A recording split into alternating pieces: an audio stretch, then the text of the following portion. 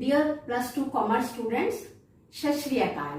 बच्चों, plus two ਦੇ ਵਿੱਚ ਪਾਰਟਨਰਸ਼ਿਪ ਜਿਹੜਾ ਹੈ ਉਹ ਤੁਹਾਡੇ ਸਿਲੇਬਸ ਦਾ ਇੱਕ ਬਹੁਤ ਮਹੱਤਵਪੂਰਨ ਹਿੱਸਾ ਹੈ। ਪਾਰਟਨਰਸ਼ਿਪ ਦੇ ਵਿੱਚ ਅੱਜ ਅਸੀਂ ਡਿਸਕਸ ਕਰਨ ਜਾ ਰਹੇ ਹਾਂ। ਸਾਡਾ ਟੌਪਿਕ ਹੈ calculation of interest on capital and calculation of interest on drawings.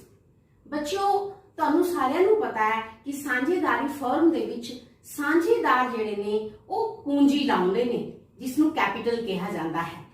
ਤਾਂ ਉਸ ਪੂੰਜੀ ਦੇ ਉੱਪਰ ਉਹ ਆਪਣੀ ਫਰਮ ਤੋਂ ਵਿਆਜ ਦੀ ਮੰਗ ਕਰ ਸਕਦੇ ਨੇ, ਵਿਆਜ ਲੈ ਸਕਦੇ ਨੇ ਪਰ ਉਹ ਇਸ ਤਰ੍ਹਾਂ ਦੀ ਮੰਗ ਤਾਂ ਹੀ ਕਰ ਸਕਦੇ ਨੇ ਜੇਕਰ ਉਹਨਾਂ ਨੇ ਪਾਰਟਨਰਸ਼ਿਪ ਡੀਡ ਦੇ ਵਿੱਚ ਇਸ ਤਰ੍ਹਾਂ ਦੀ ਸ਼ਰਤ ਜਿਹੜੀ ਹੈ ਉਹ ਲਿਖੀ ਹੋਈ ਹੈ।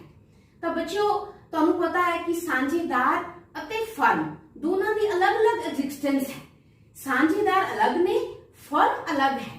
ਤਾਂ ਸਾਂਝੇਦਾਰ ਡੀਡ ਦੀਆਂ ਸ਼ਰਤਾਂ ਅਨੁਸਾਰ ਫਰਮ ਤੋਂ ਪੂੰਜੀ ਤੇ ਵਿਆਜ ਦੀ ਮੰਗ ਕਰ ਸਕਦੇ ਨੇ।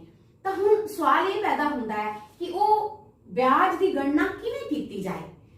ਆਓ ਅੱਜ ਅਸੀਂ ਸਿੱਖੀਏ ਕਿ how the interest on capital is calculated. ਬੱਚਿਓ, ਕੋਈ ਵੀ ਵਿਆਜ ਦੀ ਗਣਨਾ ਜੇ ਅਸੀਂ ਕਰਨੀ ਹੈ ਨਾ, ਦੋ ਮੈਥਡ ਹੈ। ਇੱਕ ਤਾਂ ਸਿੰਪਲ ਮੈਥਡ। ਸਿੰਪਲ ਮੈਥਡ क्या कि कुल रकम ले लो into interest the rate upon 100 कर दो इंटू मंथ अपॉन 12। ਤਾਂ ਇੱਕ ਇਹਨੂੰ ਅਸੀਂ ਸਿੰਪਲ ਮੈਥਡ ਕਹਿੰਦੇ ਆ। ਇੱਕ ਦੂਜਾ ਮੈਥਡ ਹੈ ਪ੍ਰੋਡਕਟ ਮੈਥਡ, ਜਿਸ ਦੀ ਵਰਤੋਂ ਅਸੀਂ ਬਾਅਦ ਵਿੱਚ ਕਰਾਂਗੇ। ਤਾਂ ਸਭ ਤੋਂ ਪਹਿਲਾਂ ਤੁਹਾਨੂੰ ਇਹ ਗੱਲ ਸਮਝਣੀ ਬਹੁਤ ਜ਼ਰੂਰੀ ਹੈ ਕਿ ਪੂੰਜੀ ਤੇ ਵਿਆਜ ਦੀ ਗਣਨਾ ਜਿਹੜੀ ਹੈ ਉਹ ਸਿੰਪਲ ਮੈਥਡ ਨਾਲ ਹੋਏਗੀ। ਬੱਚਿਓ ਦੇਖੋ, ਜਦੋਂ ਸਾਂਝੇਦਾਰੀ ਫਰਮ ਸ਼ੁਰੂ ਹੁੰਦੀ ਹੈ ਤਾਂ ਜੋ ਸਾਂਝੇਦਾਰ ਵਪਾਰ ਦੇ ਵਿੱਚ ਪੈਸਾ ਲਗਾਉਂਦੇ ਨੇ ਉਸ ਨੂੰ ਅਸੀਂ ਉਹਨਾਂ ਦੀ ਓਪਨਿੰਗ ਕੈਪੀਟਲ ਕਹਿ ਦਿੰਦੇ ਹਾਂ। ਤਾਂ ਓਪਨਿੰਗ ਕੈਪੀਟਲ ਦੇ ਵਿਆਜ ਦੀ ਗਣਨਾ ਜਿਹੜੀ ਹੈ ਉਹ ਪੂਰੇ ਸਾਲ ਲਈ ਕੀਤੀ ਜਾਵੇਗੀ, ਹੈ ਨਾ। ਉਦਾਹਰਨ ਦੇ ਲਈ ਜਿਵੇਂ ਮੰਨ ਲਓ ਕਿ ਇੱਕ ਵਪਾਰੀ ਨੇ 50,000 ਰੁਪਇਆ ਜਿਹੜਾ ਹੈ ਉਹ ਓਪਨਿੰਗ ਕੈਪੀਟਲ ਦੇ ਰੂਪ ਵਿੱਚ ਲਗਾਤਾ। 1 ਅਪ੍ਰੈਲ ਨੂੰ ਉਹਨਾਂ ਨੇ ਵਪਾਰ ਸ਼ੁਰੂ ਕੀਤਾ ਤੇ ਅਗਲੇ ਸਾਲ 31 ਮਾਰਚ ਨੂੰ ਇਸ ਦੇ ਉੱਪਰ ਵਿਆਜ ਕਿਵੇਂ ਕੈਲਕੂਲੇਸ਼ਨ ਕੀਤੀ ਜਾਏਗੀ? ਕੁੱਲ ਪੂੰਜੀ ਦੀ ਰਕਮ ਗੁਣਾ ਵਿਆਜ ਦਾ रेट, मान लो दर ਜਿਹੜੀ ਹੈ ਉਹ 12% है, और गुना पूरा साल। पूरा साल ਦਾ मतलब 12 ਮਹੀਨੇ। ਤਾਂ ਅਸੀਂ 12/12 ਵੀ ਕਰ ਸਕਦੇ ਹਾਂ, ਮਹੀਨੇ ਬਟੇ 12, ਜਾਂ ਅਸੀਂ ਇਸ ਨੂੰ ਹਟਾ ਵੀ ਸਕਦੇ ਹਾਂ। ਤਾਂ ਇਹ 50,000 ਦਾ 12% ਜੇ ਅਸੀਂ ਕਰ ਲੈਂਦੇ ਹਾਂ ਤਾਂ ਇਹ ਹੋ ਜਾਏਗਾ ਤੁਹਾਡਾ 6,000 ਰੁਪਇਆ। 6,000 ਰੁਪਇਆ ਜਿਹੜਾ ਹੈ ਉਹ ਪੂੰਜੀ ਤੇ ਵਿਆਜ ਦੀ ਕੀ ਹੋਏਗੀ ਬੇਟਾ? ਰਕਮ ਹੋਏਗੀ ਓਪਨਿੰਗ ਕੈਪੀਟਲ ਤੇ। ਪਰ ਕਈ ਵਾਰ ਇਹ ਹੁੰਦਾ ਹੈ ਕਿ ਜਿਹੜੇ ਸਾਂਝੇਦਾਰ ਨੇ ਉਹ ਚਲਦੇ ਸਾਲ ਦੇ ਵਰੇ ਦੇ ਵਿਚਕਾਰ ਵੀ ਕਦੇ-ਕਦੇ ਕੁਝ ਪੈਸਾ ਹੋਰ ਜਿਹੜਾ ਹੈ ਫਰਮ ਨੂੰ ਲੋੜ ਅਨੁਸਾਰ ਦੇ ਦਿੰਦੇ ਨੇ, ਭਾਵ ਐਡੀਸ਼ਨਲ ਕੈਪੀਟਲ। ਤਾਂ ਜਦੋਂ ਅਸੀਂ ਐਡੀਸ਼ਨਲ ਕੈਪੀਟਲ ਦੇ ਵਿਆਜ ਦੀ ਗਣਨਾ ਕਰਨੀ ਹੈ ਤਾਂ ਬੱਚਿਓ ਉਹਦੇ ਤੇ ਅਸੀਂ ਪੂਰੇ ਸਾਲ ਦਾ ਵਿਆਜ ਨਹੀਂ ਲਗਾ ਦੇਣਾ। ਅਸੀਂ ਇਹ ਦੇਖਣਾ ਹੈ ਕਿ ਉਹ ਐਡੀਸ਼ਨਲ ਕੈਪੀਟਲ ਕਿਹੜੀ ਡੇਟ ਨੂੰ ਜਿਹੜੀ ਹੈ ਉਹ ਇਨਵੈਸਟ ਕੀਤੀ ਗਈ। ਮੰਨ ਲਓ ਕਿ ਇੱਕ ਸਾਂਝੇਦਾਰ ਨੇ ਜਿਨ੍ਹਾਂ ਦਾ ਅਕਾਊਂਟਿੰਗ ਵਰਾ ਜਿਹੜਾ ਹੈ ਉਹ 1 ਅਪ੍ਰੈਲ ਤੋਂ ਸ਼ੁਰੂ ਹੋ ਕੇ 31 ਮਾਰਚ ਤੱਕ ਚੱਲਦਾ ਹੈ। ਤਾਂ ਉਸ ਦੇ ਵਿੱਚ ਇੱਕ ਸਾਂਝੇਦਾਰ ਨੇ 1 ਅਕਤੂਬਰ ਨੂੰ ਜਿਹੜਾ ਹੈ 10,000 ਰੁਪਇਆ ਬਿਜ਼ਨਸ ਦੇ ਵਿੱਚ ਹੋਰ ਇਨਵੈਸਟ ਕਰ ਦਿੱਤਾ, ਭਾਵ ਹੋਰ ਪੂੰਜੀ ਲਗਾ ਦਿੱਤੀ। ਹੁਣ ਦੇਖੋ 10,000 ਰੁਪਇਆ ਪੂੰਜੀ ਦੀ ਰਕਮ ਹੈ ਔਰ ਉਹ ਕਦ ਲਗਾਈ ਗਈ ਹੈ? 1 ਅਕਤੂਬਰ ਨੂੰ। और साल कद खत्म हो रहा है? 31 मार्च ਨੂੰ। तो ਤੁਸੀਂ क्या करोगे? अक्टूबर ਤੋਂ ਲੈ ਕੇ 31 ਮਾਰਚ ਤੱਕ ਮਹੀਨੇ ਗਿਣ ਲਓਗੇ, ਕਾਊਂਟ ਕਰ ਲਓਗੇ। ਤਾਂ ਇਹ ਕਿੰਨੇ ਬਣੇ? ਅਕਤੂਬਰ, ਨਵੰਬਰ, ਦਸੰਬਰ, ਜਨਵਰੀ, ਫਰਵਰੀ, ਮਾਰਚ, 6 ਮਹੀਨੇ ਬਣੇ। ਤਾਂ ਉਸ ਨੂੰ 10,000 ਦੇ ਉੱਪਰ ਪੂਰੇ ਸਾਲ ਦਾ ਵਿਆਜ ਨਹੀਂ ਮਿਲੇਗਾ, 6 ਮਹੀਨਿਆਂ ਦਾ ਵਿਆਜ ਮਿਲੇਗਾ। ਤਾਂ ਫਿਰ ਅਸੀਂ ਵਿਆਜ ਦੀ ਗਣਨਾ ਕਿਵੇਂ ਕਰਾਂਗੇ? ਆ ਦੇਖ ਲਓ, 10,000 ਜਿਹੜੀ ਉਹਨੇ ਪੂੰਜੀ ਲਗਾਈ ਇਨਟੂ ਰੇਟ ਹੋਈ ਹੈ 12% ਬਟੇ 100 ਇਨਟੂ 6/12। ਤਾਂ ਇਸ ਹਿਸਾਬ ਦੇ ਨਾਲ ਜਿਹੜਾ ਹੈ ਅਸੀਂ ਉਹਦਾ ਜਿਹੜਾ ਹੈ ਵਿਆਜ ਕੈਲਕੂਲੇਟ ਕਰ ਲਾਂਗੇ, ਜੋ ਕਿ ਸਾਡੇ ਇੱਥੇ 600 ਰੁਪਏ ਆ ਰਿਹਾ ਹੈ। 600 ਰੁਪਏ, ਠੀਕ ਹੈ ਬੱਚਿਓ। ਤਾਂ ਇਸ ਲਈ ਜਿਹੜੀ ਓਪਨਿੰਗ ਕੈਪੀਟਲ ਦਾ ਬੈਲੈਂਸ ਤੁਹਾਨੂੰ ਪ੍ਰਸ਼ਨ 'ਚ ਦਿੱਤਾ ਹੋਵੇ, ਸਾਲ ਦੇ ਸ਼ੁਰੂ ਵਿੱਚ ਜਿਹੜੀ ਉਹਦੀ ਪੂੰਜੀ ਹੈ ਉਸ ਤੇ ਤਾਂ ਪੂਰੇ ਸਾਲ ਦਾ ਲਗਾ ਦੇਣਾ ਹੈ। ਔਰ ਜੇਕਰ ਇਨ ਬਿਟਵੀਨ ਵਪਾਰੀ ਨੇ, ਸਾਂਝੇਦਾਰ ਨੇ ਕੁਝ ਹੋਰ ਪੈਸੇ ਇਨਵੈਸਟ ਕੀਤੇ ਨੇ ਤਾਂ ਉਹਦੇ ਤੇ ਬੱਚਿਓ ਤੁਸੀਂ ਕਾਊਂਟਡ ਮੰਥਸ ਦਾ ਵਿਆਜ ਲੈਣਾ ਹੈ। ਜਿਵੇਂ ਹੁਣ ਸਾਡੇ 6 ਮੰਥਸ ਆਏ ਸੀ ਕਾਊਂਟ ਕਰਕੇ, ਤਾਂ ਅਸੀਂ 6 ਮਹੀਨਿਆਂ ਦਾ ਵਿਆਜ ਲਗਾਤਾ, ਠੀਕ ਹੈ। ਤਾਂ ਇਹ ਸਾਡਾ ਇੰਟਰਸਟ ਔਨ ਕੈਪੀਟਲ, ਜੋ ਕਿ ਬਹੁਤ ਹੀ ਸਿੰਪਲ ਹੈ ਔਰ ਬੜੀ ਆਸਾਨੀ ਦੇ ਨਾਲ ਤੁਸੀਂ ਪੇਪਰ ਦੇ ਵਿੱਚ ਇਹਦਾ ਸਵਾਲ ਵੀ ਕਰ ਲੈਂਦੇ ਹੋ। बच्चे हुण असीं दूजे टॉपिक ते आ रहे हैं। अपना साडा दूजा टॉपिक क्या है? साडा दूजा टॉपिक है कि how the interest on drawings is calculated. Drawings निजी खर्चे, साझेदारां दे पर्सनल खर्चे, उन्हां नूं असीं ड्राइंग्स कहने आ। तां ड्राइंग्स दे उपर ब्याज दी गणना किस तरह होगी? बच्चों ड्राइंग्स का मामला जिहड़ा है ना वो थोड़ा पेचीदा है। तुसी थोड़ा जिहा अपना अपना आम सोच के देखो तुसी कि कोई भी जिहड़ा साझेदार है वो अपनी फर्म विचों पर्सनल खर्चिਆਂ ਲਈ पैसे किवें लैंदा है। मही तुसी तुहाडे चों कोई बच्चा कहेगा मैडम महीने वाइज हर महीने कुछ पैसे वो अपने घर के खर्चिਆਂ ਲਈ ਚੱਕ के ले जाएगा, है ना। दूजा कहेगा मैडम ये भी हो सकता है कि वो साल के इकट्ठे पैसे ਚੱਕ के ले जाए। साल ਦੇ ਵਿੱਚ ਉਹਦਾ जो पर्सनल खर्चा है वो इकट्ठे पैसे ही फर्म चो ले जाके उसने अपने घरे रख ले और उत्थों खर्चा कीती है ना। एक होर ऑप्शन भी हो सकती है कि क्वार्टरली ड्राइंग्स कर लवे। क्वार्टरली मीनस 3-3 महीने का जिहड़ा है उक्का पुक्का इकट्ठा एक अमाउंट फिक्स कर लवे और 3 महीने की अमाउंट जिहड़ी है वो इकट्ठी चक लवे। या ये भी हो सकता है कि वो कोई अनइक्वल अमाउंट, मतलब जदों उन्होंने लोड़ पवे, जिस टाइम उन्होंने लोड़ पै गई, कदे 20,000 की लोड़ पै गई तो 20,000 चक के ले गया, फिर 2-3 महीने चुप हो गया, फिर उसनों 10,000 की लोड़ पै गई तो दूजी किश्त उन्हें 10,000 की लै ली। तो ड्राइंग्स के केस विच बहुत सारिया ऑप्शंस हैगियां, पर सानू एक गल जरूर चेते रखनी चाहिए है कि जिहड़े निजी खर्चिਆਂ वास्ते कोई भी साझेदार पैसे चकेगा तो वो सारे पैसे इकट्ठे चक के घर तो मेरे ख्याल तो नहीं रखेगा, है ना।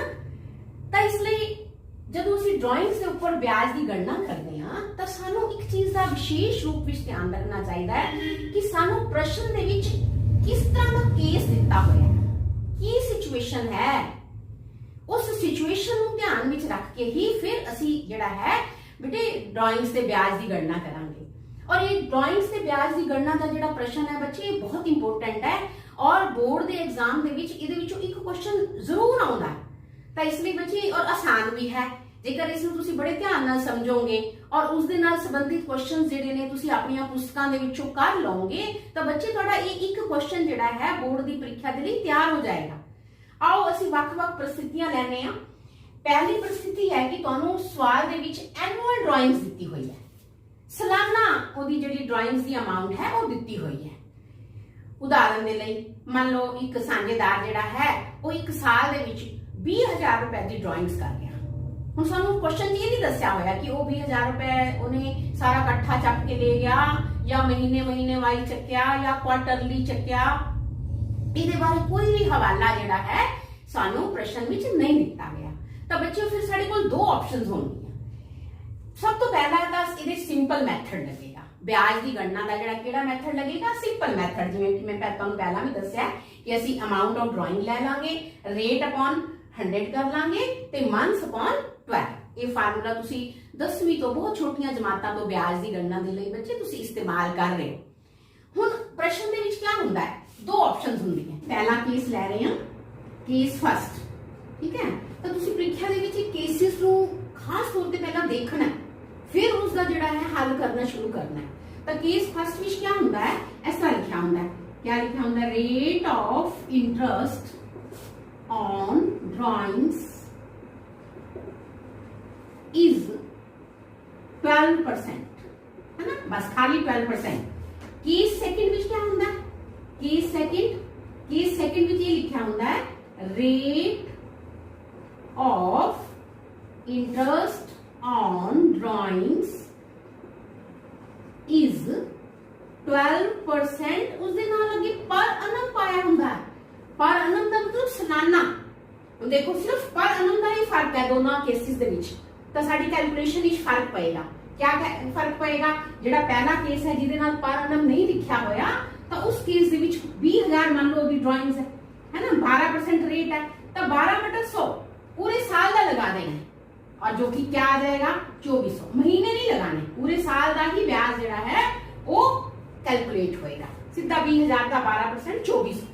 और जेकर सालाना नाल पाया हुआ है, पर annum नाल पाया हुआ है, तो फिर जिहड़ा है ब्याज की गणना बच्चे किस तरह होएगी, 20,000 गुना रेट अपॉन 100 इनटू औसत के आधार पे 6 महीने का ब्याज जिहड़ा है वो ड्राइंग से लगाया जाएगा। समझ गए। तो इस केस दे विच जिहड़ा है ब्याज जिहड़ा है बेटा वो तुहाडा 1200 रुपए आ जाएगा, 1200 रुपए इंटरेस्ट ऑन ड्राइंग्स आंसर होएगा। ठीक है। तो इस तरह तुसी जेकर तुहानू क्वेश्चन दे विच सालाना ड्राइंग्स दिती हुई है तो तुसी रेट दे नाल जे पर एनम नहीं लिखिया होया तो सीधा ही 12% कर देना, और जेकर रेट दे नाल पर एनम लिखिया होया इस तरह तो फिर जिहड़ा है बेटा तुसी औसत दे आधार ते 6 महीनों का जिहड़ा ब्याज है वो कटना। ठीक है, हुण आ जाओ अगे क्वेश्चन दे विच तुहानू मंथली ड्राइंग्स दिती महीने वाइज ड्राइंग दिती हुई है। इसमें असं कई बार एवं भी कह दें कि ड्राइंग्स की डिटेल दिती हुई है, सारी उसका विवरण दिता है। हम जो डिटेल दिती हुई है तो फिर दो सिचुएशंस हो सकती हैं, है ना, equal amount at equal interval, जिवें आप पहला भी डिस्कस किया है कि कोई साझेदार जिहड़ा है वो एक समान राशि और उसका जिहड़ा वित्त है विच वो भी बराबर है। असं उदाहरण ले लें कि 500 रुपया महीना, हर महीने जो साझेदार है वो 500 रुपए की क्या कर लेंदा है ड्राइंग्स, और ये हर महीने वित्त जी है महीना महीना वित्त है विच कोई और वध घट गैप नहीं होता, तो फिर साडा केस बन जाएगा equal amount at equal interval.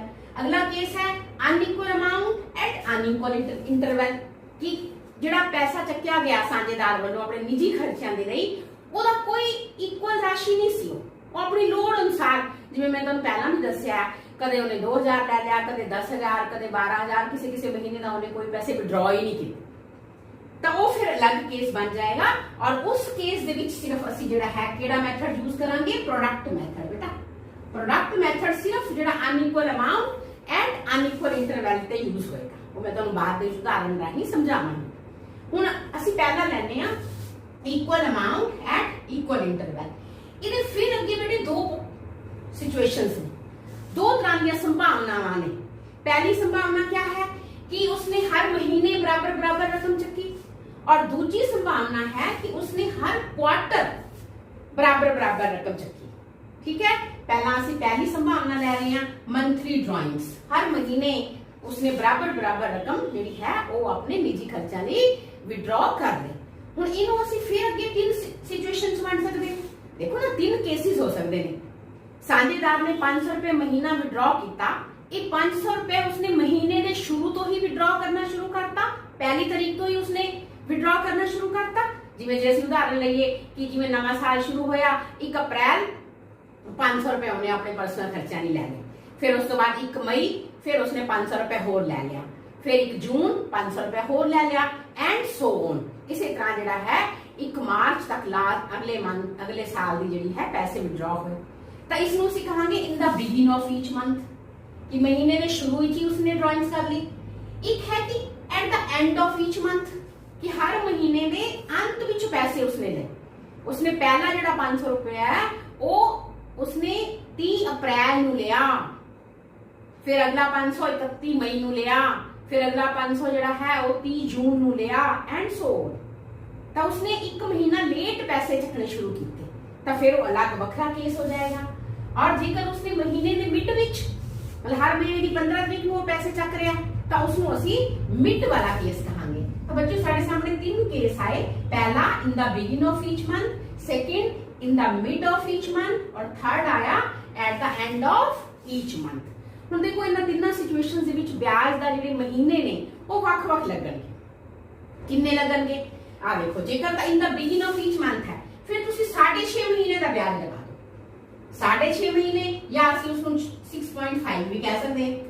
ठीक है, 6.5 महीने का ब्याज लगेगा। और जेकर इन द मिड है फिर 6 मंथ का, मिड विच है तो फिर 6 मंथ का ब्याज लगेगा।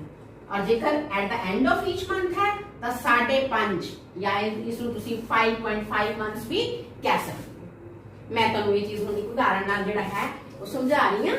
मान लो एक पार्टनर जिहड़ा है वो 500 रुपए महीने की ड्राइंग करता है ना, उदाहरण है, और 12% वही रेट है ब्याज का, इंटरेस्ट का ड्राइंग्स से, और बिगिन मंथ की बिगिन विच ही वो पैसे विड्रॉ कर लेंदा।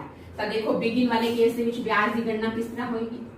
ठीक है, बिगिन वाले केस पहला कुल ड्राइंग्स बना लो, 500 रुपए पर मंथ, साल की कितनी होगी 12 नाल मल्टीप्लाई कर लो, 6000 गुणा ब्याज का रेट 12/100 गुणा, क्योंकि उन्हें बिगिन वाला केस है, बिगिन वाले केस दे विच असि लगाने ने कितने 6.5 अपॉन 12।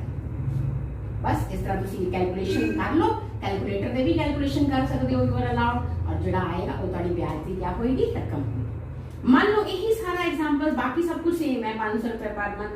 मिड हो गया, जो मिड हो गया तो यही 6.5 की जगह जो है क्या आ जाएगा 6/1, और फिर आंसर कर लो। और जो at the end of each month है तो 6 ਜਿਹੜਾ ਇੱਥੇ ਜਿਹੜਾ ਮੰਥ ਨੇ ਉਹ 5.5 ਲੱਗਣਗੇ, 5.5। फिर उस बाद ਤੁਹਾਡਾ आंसर आ जाएगा। ਤਾਂ बिगिन वाले केस ਵਿੱਚ 6.5, मिड वाले केस ਵਿੱਚ 6 मंथ और एंड वाले केस ਵਿੱਚ 5.5 मंथ्स लगा के बाकी चीज़ां ਜਿਹੜੀਆਂ ਨੇ ਉਹ सेम ही ਹੋਣਗੀਆਂ ਬੱਚੇ। कुल ड्राइंग्स की रकम भी पर मंथ वाली ਨੂੰ 12 ਨਾਲ गुणा करके ਕੱਢੀ जाएगी, दर भी सेम है, सिर्फ मंथ का ਜਿਹੜਾ है वो फर्क पै जाएगा। ठीक है बच्चे, तो इस तरह ਤੁਹਾਨੂੰ मंथली ड्राइंग्स ਜਿਹੜੀ ਜੇ ਤੁਹਾਨੂੰ ਕੁਐਸਚਨਸ ਦਿੱਤੀ ਹੈ ਤਾਂ ਉਸ ਦੇ ਉੱਪਰ ਵਿਆਜ ਕਿਵੇਂ ਕੱਢਣਾ ਹੈ ਉਹਦੀ ਜਾਂਚ ਆ ਗਈ। ਬੱਚੇ ਹੁਣ ਆ ਜਾਓ ਕਿ ਜੇ मंथली ड्राइंग्स नहीं है, क्वार्टरली, ਜਿਵੇਂ ਮੈਂ ਤੁਹਾਨੂੰ ਦੱਸਿਆ ਕਿ ਕਈ ਵਾਰ ਕੁਐਸਚਨਸ क्वार्टरली ड्राइंग्स ਦਿੱਤੀ ਹੁੰਦੀ, ठीक है, तो फिर ब्याज की गणना ਜਿਹੜੀ ਹੈ ਉਹ ਕਿਸ ਤਰ੍ਹਾਂ ਹੋਏਗੀ। ਤਾਂ क्वार्टरली ਦੀਆਂ ਵੀ ਐਵੇਂ ਤਿੰਨ ਸਿਚੁਏਸ਼ਨਸ ਹੋ ਜਾਣਗੀਆਂ, बिगिन, मिड ਤੇ एंड।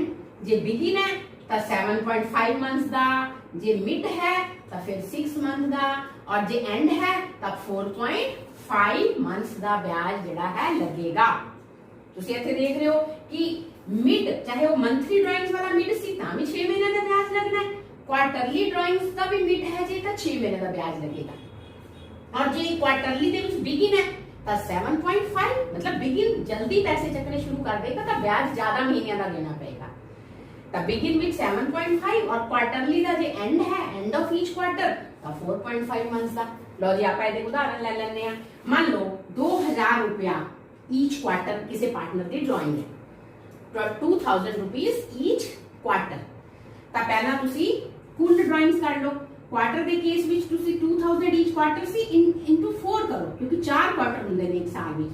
तो टोटल ड्राइंग थोड़ी आ गई 8000 इनटू रेट करो 12/100 इनटू बिगिन है, जेकर तो बिगिन वाला केस है, ठीक है, जे बिगिन वाला केस है फिर सानू इत्थे लगाने ने 7.5/12, और फिर उसके बाद थोड़ी कैलकुलेशन कर लो और ऐसे बड़ा क्या आ जाएगा इंटरेस्ट ऑन ड्राइंग्स। मान लो ये बिगिन का केस नहीं है, क्वार्टर वाला मिड का केस है, मिड का केस है तो इस 7.5 वाली जगह पे क्या आ जाएगा 6/12, और फिर थोड़ा आंसर आ जाएगा। मिड नहीं है, मान लो एंड वाला केस है, एंड ऑफ ईच क्वार्टर वाला केस है, तो फिर इत्थे ਤੁਹਾਡਾ 4.5 मंथ्स लगेंगे और ਤੁਹਾਡਾ आंसर आ जाएगा। तो क्वार्टरली के केस ਦੇ ਵਿੱਚ ਤੁਸੀਂ याद कर लो कि मिड है तो 6, बिगिन ऑफ ईच क्वार्टर है तो 7.5 मंथ्स, और एंड ऑफ ईच क्वार्टर है तो 4.5 मंथ्स का इंटरेस्ट ਜਿਹੜਾ है बच्चे वो लगेगा। ठीक है बेटा। अच्छा, जो एक ਜਿਹੜੀ है वो विशेष गल ਇੱਥੇ ਦੱਸਣ वाली है कि कई बार पेपर ਦੇ ਵਿੱਚ ਜਿਹੜਾ है क्या ਹੁੰਦਾ है कि ਤੁਹਾਨੂੰ पूरे साल ਦੀ ड्राइंग नहीं ਦਿੱਤੀ ਹੁੰਦੀ, पार्टनर की ड्राइंग ही 6 मंथ की होंगी है, बस 6 महीने उसने लगातार एक निश्चित राशि की ड्राइंग्स की होंगी है। तो कई बार पेपर के 6 महीनों वाला क्वेश्चन आ गया तो बच्चों ने फिर वो गलत करता, उत्थे उन्होंने 6.5, 6 ते 5.5 वाले महीने के हिसाब से करता और उन्होंने गलत हो गया। तो बच्चे जो पेपर के 6 महीनों की ड्राइंग दी हुई है और वो लगातार है ना, और 31 मार्च तक वो 6 महीने पूरे हो रहे हैं, तो बच्चों उस केस के विच जिहड़ा है असीं 6.5, 6, 5.5 नहीं लगावांगे। फिर साडा जिहड़ा है क्योंकि ड्राइंग ही 6 महीने की है, उन्होंने 6.5 महीने का ब्याज किवें लगा दांगे, तो उसके फिर 3 केस जिहड़े बनणगे, बिगिन, मिड ते एंड वाला, उहदे विच जिहड़ा है मिड वास्ते 3 मंथ्स का लगावांगे, ठीक है, और बिगिन वास्ते 3.5 मंथ्स, और जे एंड है तो फिर 2.5 मंथ्स। और ਉਹਦੇ ਵਿੱਚ ਅਸੀਂ ਇੱਕ ਚੀਜ਼ ਹੋਰ ਵੀ ਧਿਆਨ ਰੱਖਾਂਗੇ ਕਿ ਜਿਹੜੀ ਅਸੀਂ ਕੁੱਲ ਡਰਾਇੰਗਸ ਕੱਢਾਂਗੇ, ਜਿਵੇਂ 500 ਰੁਪਏ ਪਰ ਮੰਥ 6 ਮਹੀਨਿਆਂ ਵਾਲੀ ਡਰਾਇੰਗਸ ਹੈ, ਤਾਂ ਫਿਰ ਅਸੀਂ 500 ਨੂੰ 6 ਨਾਲ ਗੁਣਾ ਕਰਾਂਗੇ ਨਾ, 12 ਨਾਲ नहीं करांगे, क्योंकि 6 महीने की ड्राइंग्स है, साडी कुल ड्राइंग्स जेडी है वो 500 ਨੂੰ 6 ਨਾਲ गुणा करके 3000 जेडी है वो आ जाएगी। ठीक है बेटा, इस चीज का ध्यान रखियो, थोड़ा ध्यान ਨਾਲ ਜਦੋਂ प्रैक्टिस कर लोगे फिर ये चीजें ਤੁਹਾਨੂੰ बेटा कोई औखियां नहीं लगणीਆਂ। ਹੁਣ अजे क्योंकि एकदम ਤੁਹਾਨੂੰ बहुत सारी चीजें दसी जा रहे हैं तो ਤੁਹਾਨੂੰ देखਣ ਨੂੰ ਐਵੇਂ ਲੱਗ ਰਿਹਾ ਹੋਵੇਗਾ ਵੀ ਇੰਨੇ ਸਾਰੇ ਨਿਯਮ ਹੈ, पर ਜਦੋਂ ਤੁਸੀਂ ਇਹ ਚੀਜ਼ਾਂ ਸਾਰੀਆਂ ਕਾਪੀ ਤੇ ਕੁਐਸਚਨ ਕੱਢ ਲਓਗੇ ਤਾਂ बेटा ਇਹ numerical बहुत आसान है, सब तो ज्यादा आसान है।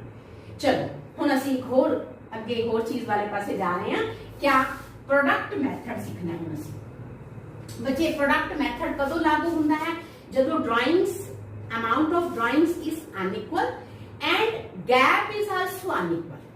पार्टनर अपनी मर्जी के लोड अनुसार जिन्ने भी पैसे उन्हें लोड होंगे ने वो चक लेंदा है और तुहानू क्वेश्चन दे विच इस सारे डेटा वाइज दिता होया भी इस डेट में उसने इन्ने पैसे चक्के, इस डेट में पार्टनर ने इन्ने पैसों की ड्राइंग्स कर ली। तो बच्चों प्रोडक्ट मैथड फिर लगना है, ठीक है। फिर साडा सिंपल जिहड़ा ब्याज की गणना का मैथड है वो नहीं लगना। तो प्रोडक्ट मैथड बड़ा इंटरेस्टिंग मैथड है, बच्चों को बड़ा ही आसान लगता है। बच्चे ये मैथड तुसीं जे ध्यान नाल सीखोगे तो भी बहुत आसान लगेगा। और पेपर दे विच जिहड़ा है ये क्वेश्चन काफी चांसेस होंगे ने, जे मैं कहां कि 99% चांसेस होंगे ने कि प्रोडक्ट मैथड वाला क्वेश्चन जिहड़ा है वो पेपर विच आ जाता है। तो आओ असीं सीखिए प्रोडक्ट मैथड जिहड़ा कदों लागू हुंदा है, जदों unequal amount at unequal interval. Product method उस टाइम लागू हुंदा है। तो प्रोडक्ट मैथड बेटा असीं टेबल बना लेने, इस तरह एक टेबल बना लेने, 4 खानियां वाली टेबल है। ये 4 जिहड़े ने छोटे छोटे खाने बन जाएंगे इस तरह। लो जी, 4 खाने क्या ने? पहला खाना डेट का है ना, केड़ी डेट नु ड्राइंग्स कीती। दूजा खाना अमाउंट का। हुण ये 2 खानियां दी जिहड़ी रकम है बच्चे ये तुहानू पेपर च दित्ती हुंदी, बस तुसीं पेपर चो क्वेश्चन तो इत्थे उतार लैनी है। जिवें मान लो मैं हुण अज्यूम कर लैनी हां कि कोई पार्टनर है, उन्हां दा अकाउंटिंग वाला 1 अप्रैल तो शुरू होया और उसने क्या करिया, अप्रैल 1 नू ही उसने 5000 की ड्राइंग कर दी, ठीक है। फिर मई जून जुलाई उसने कोई भी ड्राइंग नहीं की। फिर उसने क्या करिया, सितंबर 1 नू फिर उसने 4000 की होर ड्राइंग कर दी, ठीक है। फिर लै लो नवंबर 1 नू उसने 2000 की होर ड्राइंग कर ली। एंड एक होर लै लेने कि मान लो उसने मार्च 1 नू नैक्सट ईयर की मार्च 1 नू जिहड़ा है 2000 की होर ड्राइंग कर ली। 4 वाली साल चुने इस तरह पैसे विड्रॉ किए। तो ये तो क्वेश्चन है, क्वेश्चन जो जाके बस इत्थे टेबल च लिख देना है। हुण अगला खाना जिहड़ा है वो है मंथ्स, महीनों वाला, और उस तो बाद है प्रोडक्ट। ये 2 खाने सानू खुद बनाने होंगे ने। मंथ्स किवें कैलकुलेट करने बच्चों, तुहानू पता है कि हर व्यापारी का, हर फर्म का एक अकाउंटिंग ईयर क्लोज होने की डेट होती है। जिवें साडे इस उदाहरण दे विच असीं मार्च 31 मान लैंदे, मार्च 31 मान के चल रहे हैं। हुण ये साल मार्च 31 नू खत्म होएगा। तुसीं क्या करना है कि जिहड़ी तुहाडी ये डेट है इस डेट तो लैके मार्च 31 तक महीने गिनने और वो महीने इत्थे लिख देने ने। हुण असीं अप्रैल 1 तो मार्च 31 तक जे महीने गिनिए तां 12 आएंगे। उस तो बाद साडी अगली डेट है सितंबर 1, सितंबर 1 तो मार्च 31 तक महीने गिनांगे। सितंबर 1 सितंबर पूरा लांगे, सितंबर अक्टूबर नवंबर दिसंबर जनवरी फरवरी मार्च, ताई मेरे को आए ने 7 महीने, 7 लिख देंगे। उस तो बाद नवंबर 1 तो लैके मार्च 31 तक नवंबर पूरा ले लांगे, नवंबर दिसंबर जनवरी फरवरी मार्च, ताई मेरे को 5 महीने आए ने। इसी तरह मार्च 1 तो 31 मार्च तक 1 महीना है ना। अच्छा ऐदा भी हो सकता है कि ये मार्च 1 की जगह, पहली मार्च की जगह मार्च 31 हुंदा, एंड ऑफ मंथ हुंदा जी। फिर असी इत्थे क्या मार्च 31 तो लेके मार्च 31 तक फिर 0 आ जाता है, इत्थे 0 मंथ। और हुण साडा क्योंकि असी मार्च 1 मन्नी है तां मार्च 1 तो लेके 31 मार्च तक 1 महीना। हुण तुसीं क्या करना है, इस अमाउंट नू मंथ्स नाल क्या कर देना है, मल्टीप्लाई। लो जी मल्टीप्लाई करो, 60,000 28,000, उस तो बाद 10,000 आ जाएगा है ना। 2,000 नू 5 नाल गुणा करांगे, 2,000 नू 1 नाल गुणा करांगे, 2,000 आ जाएगा, ठीक है। ये साडा प्रोडक्ट आ गया। इस प्रोडक्ट करके इस मेथड का नाम क्या पै गया, प्रोडक्ट मेथड। हुण तुसीं क्या करना है, प्रोडक्ट का टोटल करना, ठीक है। प्रोडक्ट का टोटल किवें करोगे, 28 2 3 10 40 ते 1 लाख बनदे आ, ठीक है। तो ये सारी कैलकुलेशन वास्ते तुसीं कैलकुलेटर भी यूज कर सकते हो, you are allowed in exam. 1 lakh रुपए तुहाडा टोटल प्रोडक्ट आ गया। हुण साडा फार्मूला क्या है, इंटरेस्ट ऑन ड्राइंग्स का फार्मूला क्या है, टोटल प्रोडक्ट जिहड़ा तुसीं 1 लाख टोटल करिया ना ये लेना into rate upon 100 into 1/12। Product method which month वाली जगह पे हमेशा 1/12 लगेगा बच्चे। मंथ असी क्योंकि ऑलरेडी मल्टीप्लाई कर चुके हैं। तुसीं इत्थे देखो 5000 ਨੂੰ 12 महीने ਨਾਲ ਤੁਸੀਂ गुणा करके तो प्रोडक्ट आया ना। तो इस तरह सारे प्रोडक्ट ਜਿਹੜੇ ਨੇ मंथ ऑलरेडी मल्टीप्लाई हो चुके हैं। तो बस ਅਸੀਂ ਇੱਥੇ अपॉन 12 करना है, इसको ਅਸੀਂ 1/12 कर देंगे, ठीक है। तो ਅਸੀਂ ਇੱਥੇ पुट कर देंगे टोटल प्रोडक्ट ਜਿਹੜਾ है वो ਤੁਹਾਡਾ 1 लाख है गुना मान लो रेट 12 है, 12 upon 100 into 1/12, ठीक है। 1/12 तो लगना ही लगना है। तो इत्थे ਤੁਹਾਡਾ 12 ਨਾਲ 12 कट हो जाएगा, ਇਹਦੀ 2 0 चलियां गईਆਂ। तो इत्थे ਤੁਹਾਡਾ आ गया 1000 रुपया interest on drawing amount is 1000 rupees। ਤਾਂ ਪ੍ਰੋਡਕਟ ਮੈਥਡ ਨਾਲ ਤੁਸੀਂ ਜਦੋਂ ਵਿਆਜ ਗਿਣਿਆ ਤਾਂ ਇਹ ਟੇਬਲ ਬਣਾਈ। ਔਰ ਪ੍ਰੋਡਕਟ ਮੈਥਡ ਕਦ ਲਾਗੂ ਹੋਣਾ ਹੈ? ਜਦੋਂ ਇੱਕ ਪਾਰਟਨਰ ਵੱਲੋਂ ਆਸਮਾਨ ਰਕਮ ਅਸਮਾਨ ਇੰਟਰਵੈਲ, मतलब unequal amount at unequal interval ते जे विड्रॉ की गई है तो बच्चों प्रोडक्ट मैथड इस तरह लगेगा। तो इस तरह के सवाल बच्चे बहुत सारे तुहाडे किताबां विच दिते हुए ने। तुहाडे कोल जिहड़ी भी राइटर दी बुक है, तुसी कोई भी बुक तुहाडे कोल +2 दी अवेलेबल है जे, तो तुसी उहदे च क्वेश्चन तुहानू मिल जाणगे। मान लो जे तुहाडे कोल बुक नहीं भी है ना, लॉकडाउन पीरियड तुसी बुक नहीं खरीद सके तो तुहानू नैट ते मिल जाणगे, तुहानू नैट ते भी क्वेश्चन मिल जाणगे। ठीक है बच्चे, तो तुसी इस तरह के क्वेश्चन की बेटा प्रैक्टिस बहुत जरूरी है, क्योंकि न्यूमेरिकल प्रैक्टिकल जो एस्पैक्ट होता है किसी भी सब्जैक्ट का वो तां समझ आता है जे असीं उसकी प्रैक्टिस करिए। और मैनूं पूरी उम्मीद है कि तुहानूं प्रैक्टिस दे नाल ये सारे सवाल तुसी कढ लो। ठीक है, क्योंकि तुसी +2 ही हो बच्चे, तो +2 च आके तो बच्चे की अपनी समझ ही इन्नी बन जाती है कि वो चीज़ों को जिहड़ा है आराम दे नाल समझ सकते। ठीक है, ओके, थैंक यू।